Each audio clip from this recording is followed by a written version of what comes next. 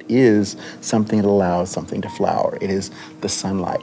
It is the rain that, creates a forest. I mean, a kind of spiritual, transformational, visionary energy that lets you keep walking because the mountains are there and you can see them. And they're a long way away, but we see them and we're gonna keep going. That is what the presence of the arts are about, is to remind people not to walk looking at your feet.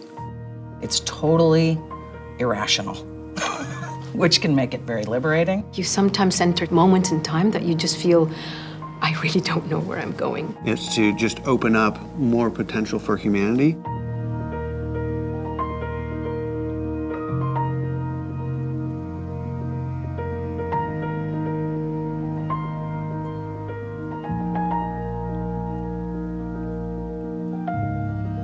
Queer work of art evokes emotion, beauty.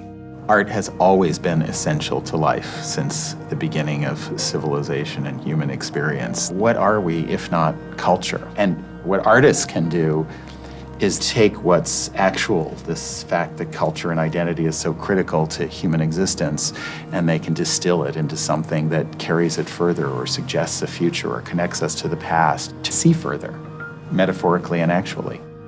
Ideas always start with questions. We try to answer those questions in relationship to creating a visual platform for it to present into the world to an audience. That public receives that work and it can charge them with a very different degree of empathy. You're catapulted into a world that you didn't even ever imagine existed.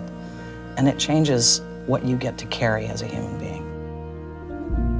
If you're interested in the relevance of art to our society at large, the idea of studying art in a university of the scale and breadth of UCLA, I just find very powerful. What we'd be able to offer our students is the ability to place that artistic practice within a broader context. What's really attractive about this place is the laboratory-like nature of the classes and the departments that we have, that critical thinking is absolutely front and center, but not to the exclusion of the making of art. Because this is a research university, I think it ignites something in students differently. Their teachers and instructors are also researchers. They have different kinds of ways in which they're continuing to push and expand knowledge.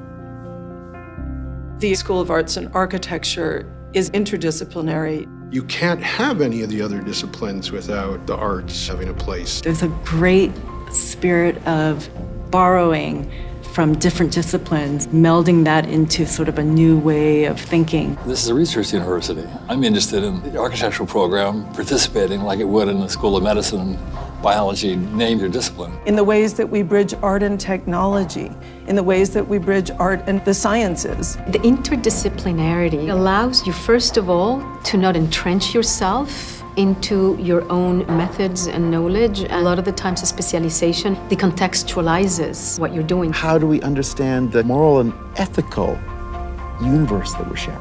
The presence of the arts is actually to give everything its proper weight and dimensionality. It's the actual connectivity that allows science to be science, social work to be social work, but to keep its human dimension and its spiritual aspiration.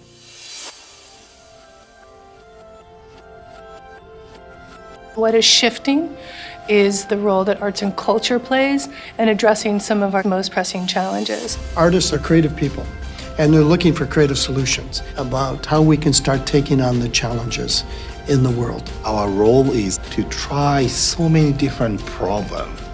Issue of traffic, ethnicity, diversity in the culture. From homelessness to affordable housing. Environmental awareness and global concerns. As the world changes, the way that we can think and express ourselves in relation to that changes along with it. Artists consistently have greater skills in actually their ability to break down a problem and solve it creatively. And I think that is applicable to many more things than just your art. We have the capacity to invent and speculate about something, to imagine. So when you take out that of the conversation, you really leave a civilization without imagination, a civilization without the capacity to see, where are we going?